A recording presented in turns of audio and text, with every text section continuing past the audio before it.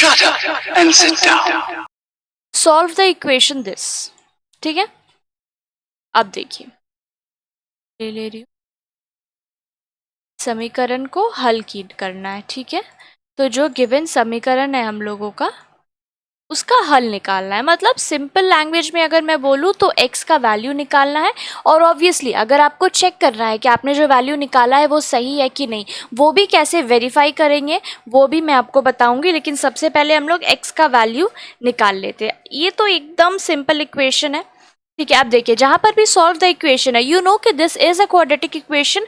आपको इसको पूरा स्टैंडर्ड फॉर्म में ला के देखने का वैसे कोई नीड नहीं है, क्योंकि अब तक आपको क्लियर समझ में आ जा रहा है कि भाई जिसमें एक्स का स्क्वायर आ रहा है, ठीक है, तो वो हमारा क्वाड्रेटिक इक्वेशन हो रहा है। जैसे एक्स का पावर वगैरह बढ़ रहा है, या अगर पावर 3 है, एक्स का पावर 4 है, 5 है, या सिर्फ एक्स है, ठीक है, पावर 1 है, तो वो सब क्वाड्रेटिक इक्वेशन नहीं है। ठीक है, तो ये तो अभी तक में क्लियर बिल्कुल अच्छे से हो चुका है कि क्वाड्रेटिक इक्वेशन कौन सा है कौन सा नहीं है, ये आप देखते ही बता सकते हैं। ठीक है, अब हम लोग करेंगे इसको सॉल्व।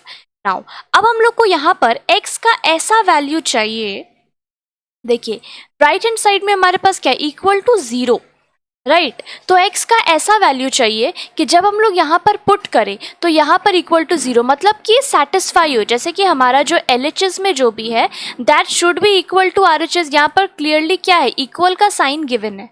ठीक है, तो अब ये 0 कैसे हो सकता है, या तो ये टर्म हमारा पूरा अगर 0 हो गया, ठीक है, तो क्या हो जाएगा, ये सेटिस्फाई कर जाएगा। ठीक है, x का वैल्यू ऐसे निकाल सकते हैं, या तो अगर ये x माइनस 4 है और इंटू ये x प्लस 3 है, ये मान लीजिए 0 हो जाए, ठीक है, तो भी हमारा इक्वल टू 0 आ जाएगा, राइट।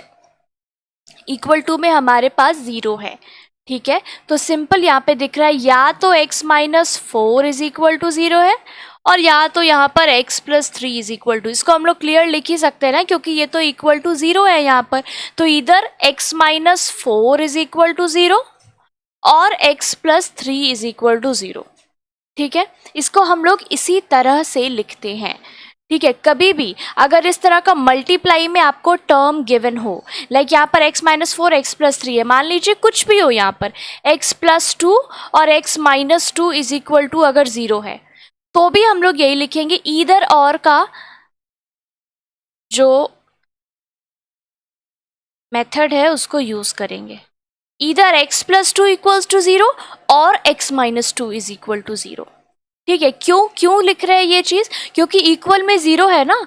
ठीक है, तो इन दोनों में अगर ये लिखते हैं कि x माइनस 4 0 हो गया इंटू x प्लस 3, तो वो 0 हो गया, और अगर x माइनस 4 किया x प्लस 3 की जगह 0 लिखा तो वो 0 हो गया। तो ये एक मेथड है।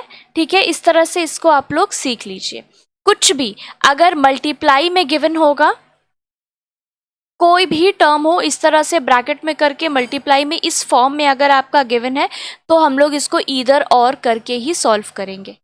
ठीक है, यहाँ पर क्या है, x minus 4 into x plus 3, तो वही लिखा, either x minus 4 is equal to 0 और x plus 3 is equal to 0। ठीक है, अब यहाँ से हम लोग x का वैल्यू निकालेंगे। अब यहाँ हमारे पास क्या है, x minus 4 is equal to 0, तो x माइनस 4 इक्वल टू 0 है, तो x का वैल्यू क्या हो जाएगा, ये माइनस 4 जब इस तरफ जाएगा तो क्या हो जाएगा, प्लस 4, तो x इज इक्वल टू 4। तो एक वैल्यू तो आ गया हमारे पास x का, x इज इक्वल टू 4।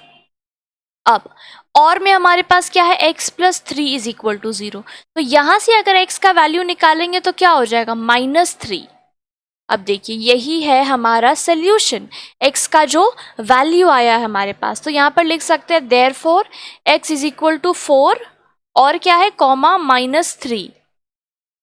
ठीक है, तो हम लोग इसको लिखेंगे किस तरह, x is equal to 4 and x is equal to minus 3 is the solution of the given equation.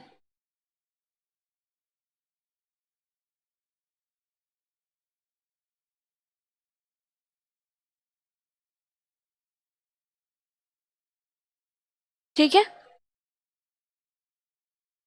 First method clear है। जब भी इस तरह से मल्टीप्लिकेशन में दिया हुआ होगा और उस समीकरण का हमें हल करना होगा, तो उसके लिए either x minus 4 equal to 0 और x प्लस 3, या तो और या, ठीक है, या तो x माइनस 4 इक्वल टू 0 है, अगर इस तरह से गिवन होगा मल्टीप्लाई में कुछ भी टर्म हो सकता है, या समझ लीजिए ये हो गया x plus 5 into x minus 6 is equal to 0, इसमें भी वही लिखेंगे कि या तो x प्लस 5 इक्वल टू 0 है या फिर x minus 6 is equal to 0 है। ठीक है, क्योंकि क्या इक्वल टू 0 यहाँ पर गिवन है, ये हम लोग कैसे लिख रहे हैं वो भी बता चुकी हूँ। ठीक है, इन दोनों में एक 0 होगा ही होगा, तभी वो 0 है। ठीक है, तो या तो x प्लस 5 इक्वल टू 0 है या x माइनस 6 इक्वल टू 0 है। यहाँ पर हमारे पास क्या है, x माइनस 4 x प्लस 3, तो यहाँ पर भी ये लिखेंगे या तो x माइनस 4 इक्वल टू 0 है या फिर x प्लस 3 इक्वल टू 0 है। ठीक है, फिर यहाँ से जैसे हम लोग वैल्यू निकालते हैं, वैल्यू निकाल देंगे दोनों का, और ये जो आ गया x इक्वल टू 4 और x माइनस 3, ये हो गया हमारे समीकरण के हल। तो हमारे समीकरण का हल क्या है, x इज इक्वल टू 4 और x is equal to minus 3। ठीक है, डन, एक मेथड खत्म हुआ।